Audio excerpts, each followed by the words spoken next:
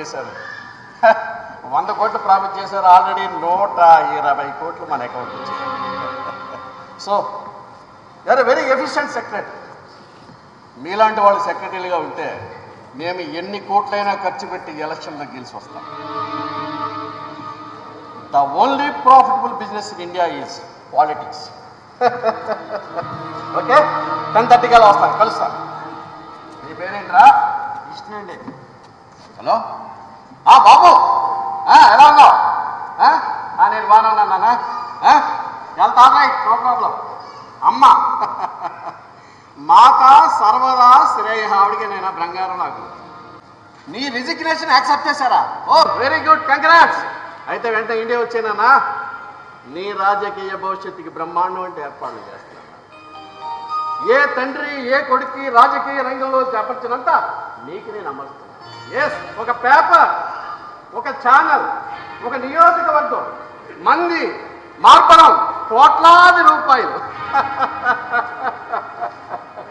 ఏమి లేదు నాన్న, నేను నీకు చేసినట్టే నువ్వు మీ పిల్లలకి, ఆ పిల్లలు వాళ్ళ పిల్లలకి, ఆ పిల్లలు వాళ్ళ పిల్లలకి ఇలా చేసుకుంటూ పోతే అధికారం అన్నది మన గడప దాట. You got my point. Yeah, so ఎల్లుండే నీ ప్రయాణం. నేను మమ్మీ ఎయిర్పోర్ట్కి వస్తాం. ఓ బ్రహ్మాండ రిసెప్షన్ ఎయిర్పోర్ట్లోనే. నువ్వు వచ్చిన తర్వాత నియోజకవర్గంలో పెద్ద డిన్నర్ ఏర్పాటు చేసి ఆ రోజే నా రాజకీయ వారసుడిగా నిన్ను డిక్లేర్ చేస్తాను. నీ రాజకీయ భవిష్యత్తుకి అదే తొలి పునాది రాయి. ఓకేనా? Best of luck.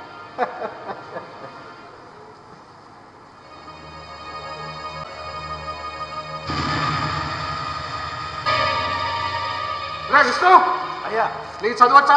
రాదయ్యా, ఒకసారి గెలరా.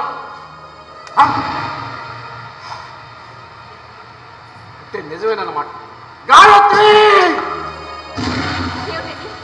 ఎన్నాళ్ళు నేను అడిగిన అడగకపోయినా నీ పద్యాలతో సోకాలతో చంపాను కదండి. ఇప్పుడు అడుగుతాను, చెప్పండి. ఆ స్కూల్ చదివి నా గురించి కాదని ఒక మాట చెప్పండి.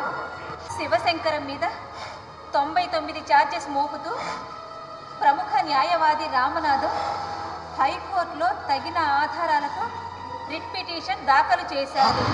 ఈ రిట్పై లంచ్ మోషన్ మూవ్ చేసినందువల్ల హైకోర్టు ఈ రోజే తన మధ్యంతర ఉత్తర్వులు ఇచ్చే అవకాశం ఉంది.